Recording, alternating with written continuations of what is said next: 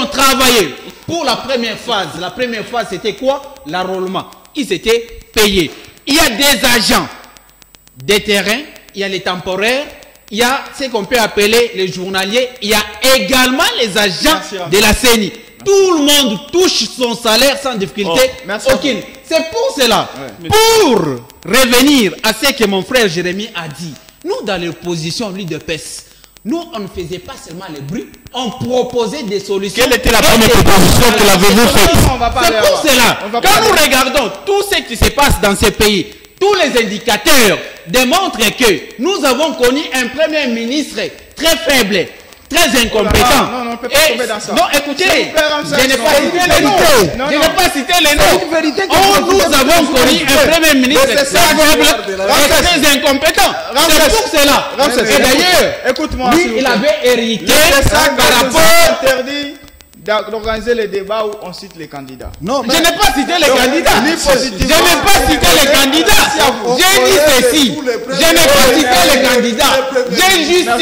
J'ai dit ceci. Voilà, nous avons connu un premier ministre incompétent. Et d'ailleurs, il avait hérité juste de la clémence de notre vieux par rapport à l'âge. On l'avait copté et à la fin, c'était une trahison. Il n'a pas évolué selon la philosophie lumumbiste. Alors on va finir. Vous avez 1 minute 30, Patrick Moy, avant qu'on prenne la deuxième thématique. Vous faites de la peine vos interventions. Bon, l'idée du dialogue, parce que ça émerge. Tout le monde parle aussi du dialogue. De quel côté ça viendrait selon vous? Vous soupçonnez qui est derrière cette idée? En tout cas, qui ne serait pas prêt pour aller aux élections? En tout cas, je trouve que l'opposition dans l'ensemble n'est pas prête pour les élections.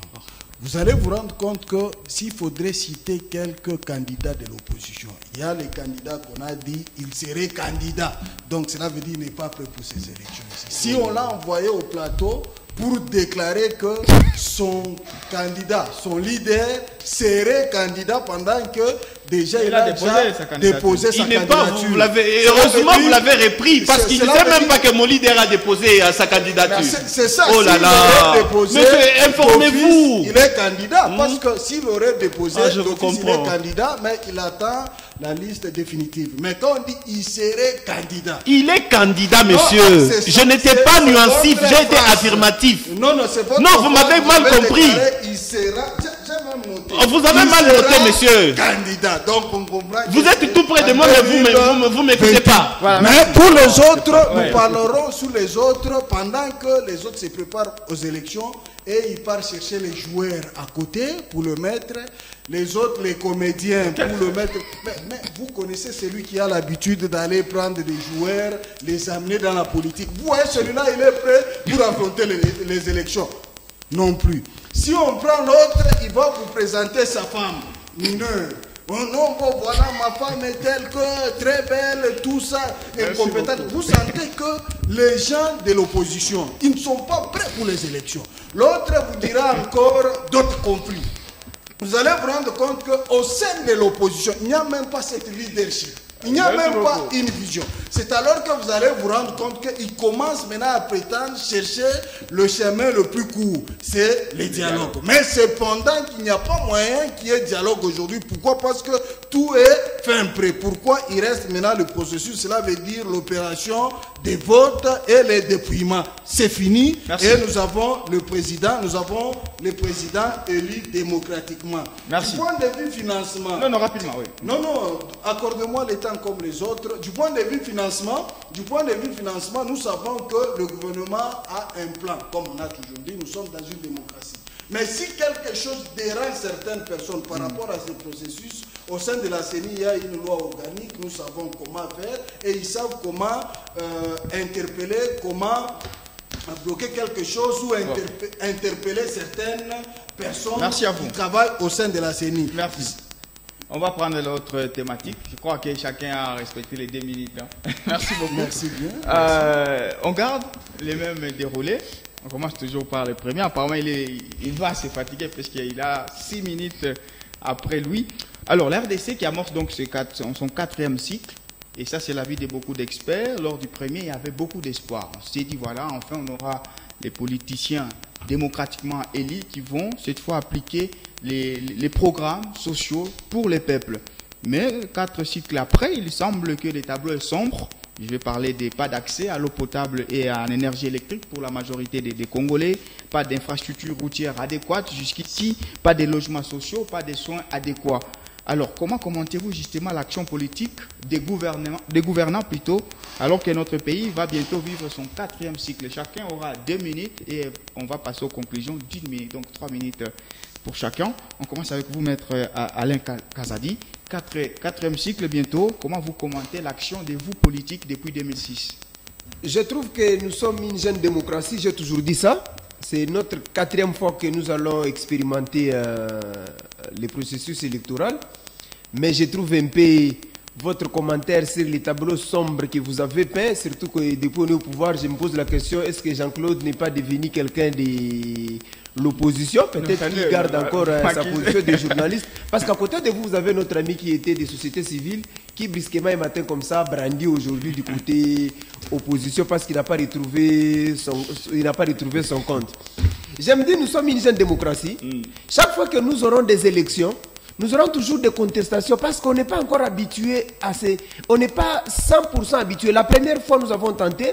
La deuxième fois, nous avons expérimenté. La troisième fois, ça c'est la 4e fois. Mais ce que je demande, en tant que politicien scientifique, je demande toujours aux hommes politiques que nous puissions cultiver notre culture.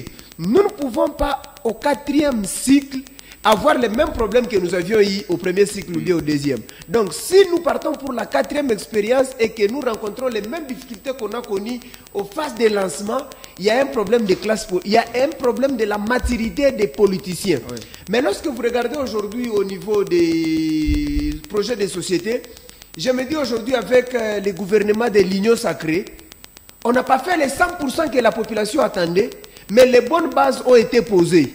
Pourquoi ? Lorsque vous regardez là où le pays était, là où son leader, quand il était encore Premier ministre, là où il avait laissé le gouvernement avec ses arrêtés bidons qu'il a signés, je vais les amener, les arrêtés d'Adolphe Mouzito, je vais les amener dans l'émission prochaine. J'en ai des arrêtés, si je les lisais ici et que toute la population de Lubumbashi est informée, je vous dis que mon ami Jérémy Yav ne peut pas passer au niveau d'Express. C'est Jérémy Banza. Jérémy Banza. Mon frère ici ne peut pas passer au niveau d'Express. N'oubliez pas. C'est ça que je dis. Vous qui venez ici pour défendre les gens qui ont complètement échoué. Je vais amener d'abord les arrêter. Il ne fallait pas que la population reste avec ça, que vous avez eu un bon dirigeant que vous venez défendre. Mais c'est que je reviens à vous.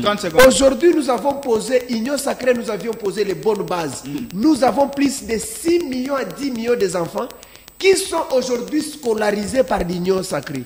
Nous avons aujourd'hui... Les gouvernements, voulais-je dire. Oui. Nous avons aujourd'hui le programme de la couverture universelle de la santé. J'espère qu'avec le deuxième mandat que nous aurons, la RDC va revenir sur les rails et l'espoir du peuple congolais est en train de renaître. Gardez votre mal, je crois. On va écouter les deux autres que vous allez ramasser. Et puis on va conclure. Ramsès Mouteba, est-ce qu'après le 4e cycle, vous vous attendiez que ce pays se retrouve à l'état actuel où on devait quand même vivre l'Allemagne d'Afrique comme M. Félix Tshisekedi l'avait promis? Merci beaucoup, M. Jean-Claude. Vous comprendrez avec nous que ici, il faudrait être très clair et très honnête avec nous-mêmes. Aujourd'hui, l'expérience démontre que les cycles ici, ou les régimes ici, a démontré à la face du monde que les Congolais peuvent décoller juste à cause de la petite volonté.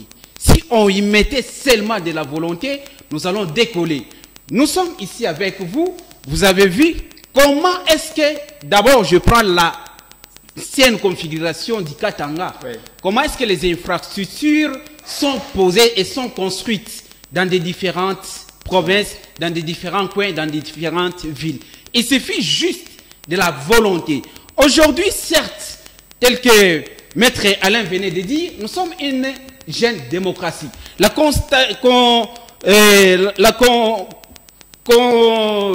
refus, c'est partout.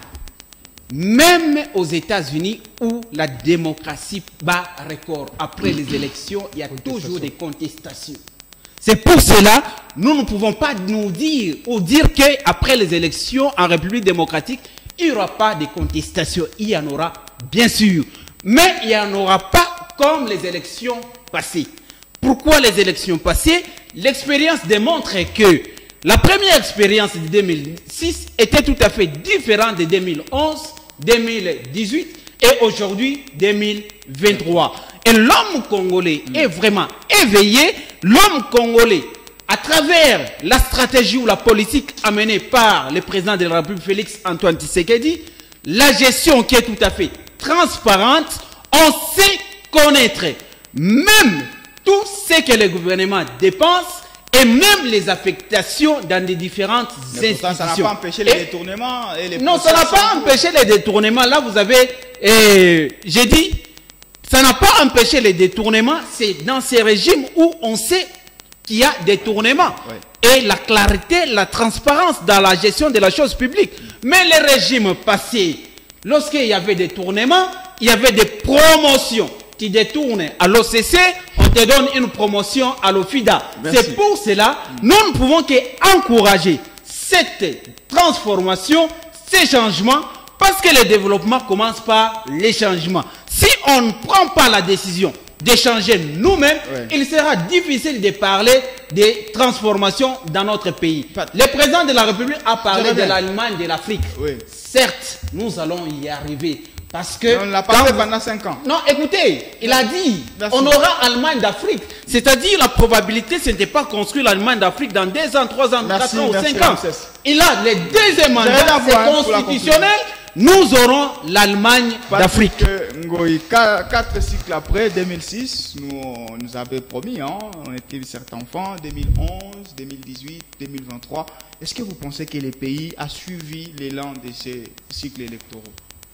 Oui, si je pourrais me permettre de le dire, nous sommes en train de vivre une démocratie à la congolaise. Cela veut dire que nous ne pouvons pas nous comparer aux Américains, Européens, tout ça, mais à la congolaise, il y a une démocratie. Parler des cycles électoraux, nous avons une commission électorale nationale indépendante qui est la CENI, nous savons, qui est chargée d'organiser les processus électoraux. Cela veut dire qu'il y ait une institution d'appui à la démocratie. Cela veut dire que cette institution ne fait qu'appuyer la démocratie qui nous a été, qui a été laissée par Joseph Kabila. Nous savons quel type de démocratie. Maintenant, ça veut dire qu'on ne peut pas changer du jour au lendemain quelque chose. Ça nous demande du temps. C'est alors que vous allez voir qu'au même moment, il y a certaines bases qu'on est en train de poser. Il y a certaines organisations. Je vous donne un exemple. D'ailleurs, d'une manière générale, ce n'est pas tout le monde qui soutient les chefs de l'État. Il y a certaines personnes, je ne peux pas cacher ça, il y a certaines personnes qui prétendent être dans l'union sacrée, mais ne soutiennent pas les chefs de l'État. Je prends le cas du président de l'Assemblée provinciale du Haut-Katanga, qui est le plus médiocre président de l'Assemblée provinciale qu'on a connu, qui est le plus médiocre. Mais de toutes les façons, vous savez comment il est passé. Il partait au champ, en revenant, il devient... vous allez retirer... Il devient... Non, moi je suis... Il n'y a pas son représentant qui devait... De toutes les façons, vous savez que ces messieurs ne soutiennent pas la vision du chef de l'État. Pourquoi? Puisqu'il est de l'union sacrée, mais ce sont les gens qui combattent la vision du chef de l'État. Dans cette vision-là, vous allez voir que vous nous parlez de la démocratie, on parle de projets, il y a certaines visions, mais certaines personnes comme le président de l'Assemblée provinciale, qui n'étaient même pas formés, informés, ainsi de suite, qui partaient au champ en revenant en utilisant le nom de quelqu'un, il devient député. En venant député, il joue, il trahit les gens au président de l'Assemblée. Maintenant, dans la tête, c'est encore vieux actuellement. Il ne sait pas faire sa mission dans la province. Aujourd'hui, si vous pouvez dire, si nous pouvons permettre l'opposition de parler sur quelque chose au sein de la province, c'est à cause de lui qui est incapable d'effectuer sa mission. Mais certainement, tous les gens, nous avons des gens compétents. On a un gouverneur des provinces compétent, un gouverneur compétent, sauf seulement le monsieur qui est ailleurs. C'est un monsieur qui n'aide pas la province, qui n'aide pas les chefs de l'État et qui nécessite d'être arrêté à la fin de son mandat.